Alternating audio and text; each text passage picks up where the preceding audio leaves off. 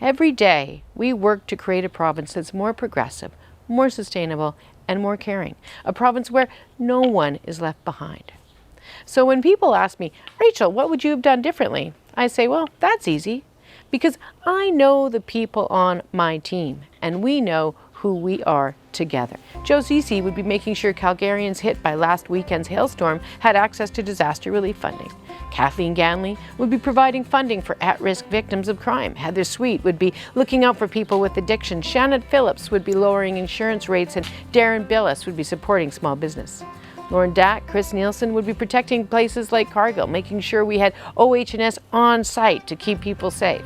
Irfan Sabir would be overseeing an ambitious plan to diversify our energy resources, making sure Albertans got the most value for every barrel. The Albertans who built this province would be protected because they would have Laurie Sigurdsson boosting staff in our long-term care homes. Marlon Schmidt and Richard Fian would be monitoring the environment, ensuring the treaty rights of Indigenous communities are respected.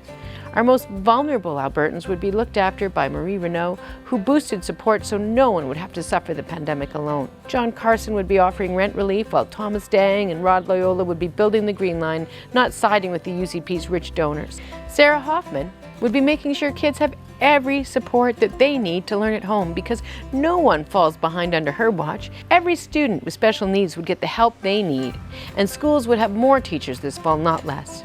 And while we cut child poverty in half when we were in government, is that good enough for Rocky Pancholi?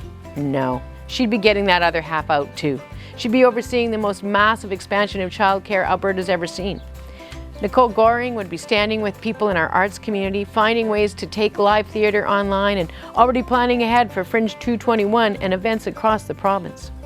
David Egan would be protecting post-secondary, offering tuition relief to students, and if they lost their summer job, well, he'd be finding them a way to help them get another one. Christina Gray would be raising up low-income workers, not cutting their wages, and she wouldn't have 24,000 people visiting handsoffmypension.ca because she would have never messed with your retirement in the first place. Jasveer Diol would be taking action on racism, holding public hearings across the province to listen to Albertans. He would be at the front of the crowd shouting with all of us, Black Lives Matter. Janice Irwin would be fighting for women in our economy, and that giant pride flag, well, it would be flying over the top of the dome of the legislature instead of just out of my window. And as for David Shepherd, well, he's already 100 times the health minister that we have today from the UCP. He'd be protecting healthcare, not gutting it. He'd be working with doctors, not against them. He'd be hiring nurses, not firing them. And I'll tell you what, if David Shepherd showed up at a doctor's house at night, it would be because he was invited to play basketball with the kids. And he would say to that doctor, thank you on behalf of Albertans for everything you do. That is who we are. That is the leadership Albertans expect, and that will never change.